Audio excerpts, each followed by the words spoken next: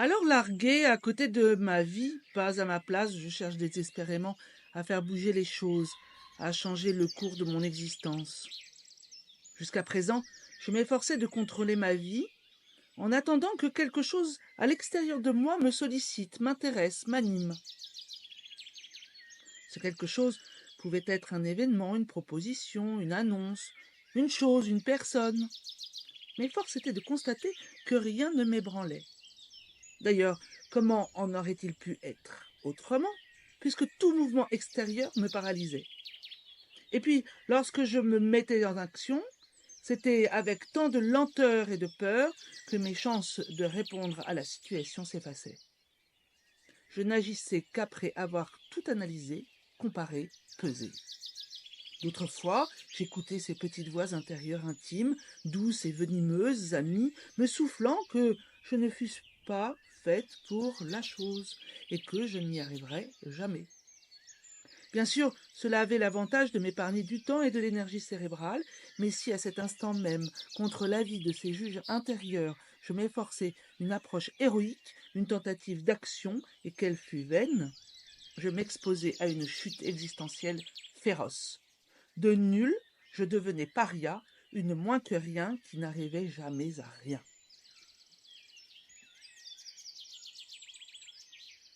Il s'ensuivait des temps pleins de chagrin et d'errance pour faire le deuil de ce que j'avais moi-même détruit, la partie la plus précieuse de mon être, mon estime.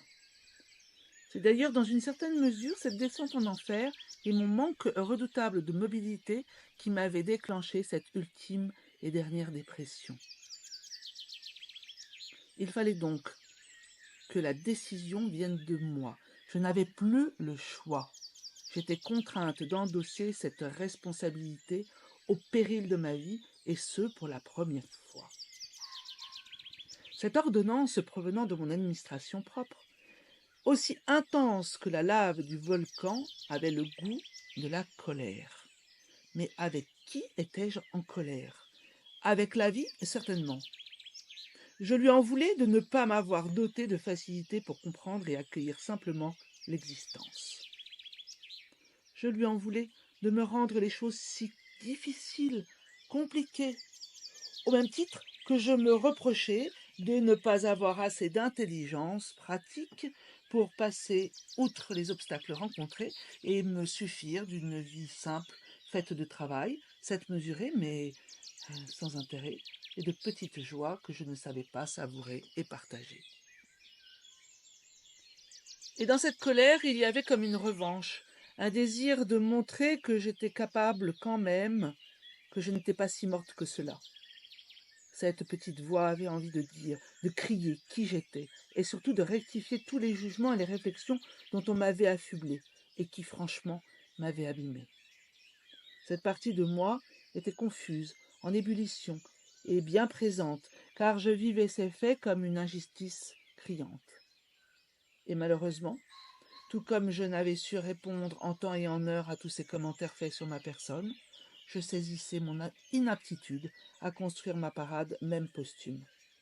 Je devais apprendre à me défendre, cela mettrait du temps, et je le savais. En lisant l'étymologie du mot décision, retrancher, arranger, couper, je mesure aujourd'hui l'impact de ce moment dans ma vie et y retrouve toute ma démarche.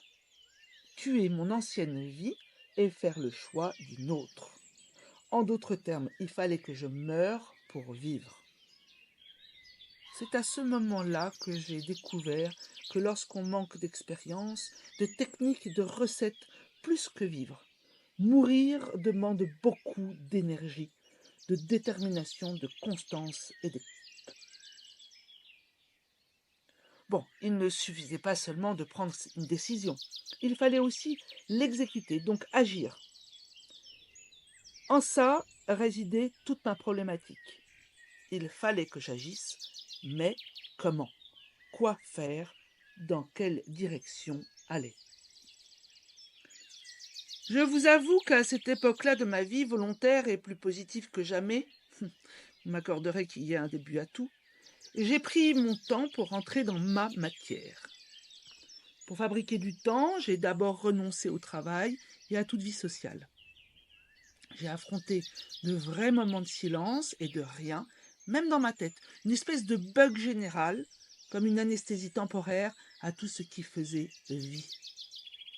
Telle une aventurière, j'ai commencé à me percevoir en profondeur, dans cette dimension quasi abyssale. J'avais peur, peur d'écouter mes questions et leurs réponses, peur de réaliser tout le chemin à effectuer, et pires encore, peur de celui qui n'avait pas été fait jusqu'à présent.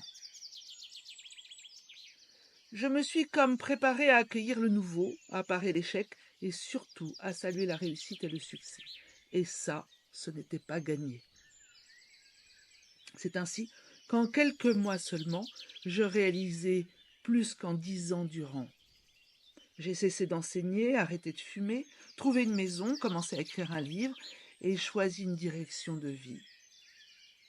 Vous raconterez comment.